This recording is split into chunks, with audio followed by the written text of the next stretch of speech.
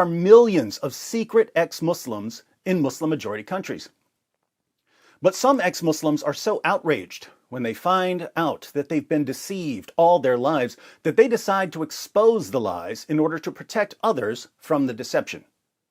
So you start making videos about Muhammad and the Quran and posting them on YouTube. Pretty safe to do if you're in the United States, for now. But if you're posting your videos in Indonesia, which has the highest Muslim population in the world, not so much. What happens if you get caught posting videos about Muhammad and the Quran in Indonesia? You get tortured by Napoleon Bonaparte. I wish I were kidding. The Barnabas Fund reports. A Muslim background Christian in Indonesia was brutally beaten in prison following his arrest for allegedly insulting the Islamic prophet Muhammad. M.KACE, who was formerly an Islamic cleric, was subject to what his attorney described as a murder attempt and torture in which he was forced to drink poisoned water and had human excrement smeared on his face and body. KACE was arrested in August 2021 for his YouTube videos which criticize Islam and its teachings. YouTube videos criticizing Islam and its teachings. I like this guy already. The prison attack took place in the early hours of August 26th.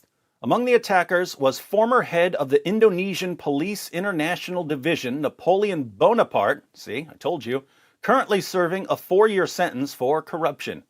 Bonaparte subsequently confessed to the attack, explaining, "Anyone can insult me, but not my Allah, the Quran, the Holy Prophet, and the Creed of Islam. Hence, I pledge to take any action in a measured manner against those who dare to do so."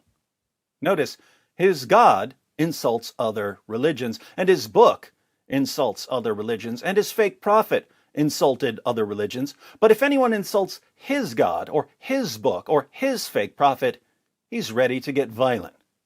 Hypocrisy is the heart of Islamic morality. KACE's legal team, however, allege that prison officials also played a role in the attack and in an attempted cover-up. CCTV was disabled in the room where KACE was attacked, and cell guards were dismissed early from their duties. Sounds like this prison has the same guards that were supposed to be watching Jeffrey Epstein. Prison officials prevented KACE's legal representatives from visiting him on the afternoon of August 26th by claiming he was required to self-isolate for 14 days due to COVID-19 protocols. After 2 weeks, KACE's attorneys and his son were allowed to see him. "There was a bruise on his left arm," said his son. "There was a bruise on his back. He told me, probably my rib is broken." And this was weeks after the beating. KACE's attorney, Kamarudin Simanjuntak, explained that KACE was interrogated without any legal representation after the attack, as well as being initially refused any treatment. Notice what's going on here. Indonesia is made up of more than 17,000 islands. And even though Muslims are the majority, there are plenty of Christians, Hindus, and Buddhists, so there's a fair amount of diversity from island to island, and this generally leads to a less strict implementation of Islamic law. So instead of executing ex-Muslims who criticize Muhammad, Indonesia puts them in prison. Isn't that more tolerant?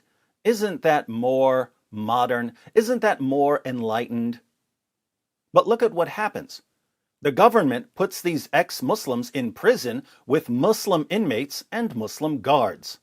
What could go wrong? Simanjuntak also said that prison authorities had tried to cover up the incident for several weeks while they claimed KACE was in COVID isolation. They all said nothing happened to our client, not even touched. After we exposed that this was not the case, he added, investigators and high-ranking officials seemed to be competing to release statements that torture happened in their own detention center. KACE's legal team has written to several key figures, including the chiefs of the Cyber Division and the Criminal Investigation Agency. They have also written to National Police Chief Listio Sigit Prabowo, himself a Christian, asking why Bonaparte and others appear to be acting as an unaccountable religious police. We've seen this over and over. When the government refuses to enforce Sharia, other people will. But keep in mind, M.KACE is still alive.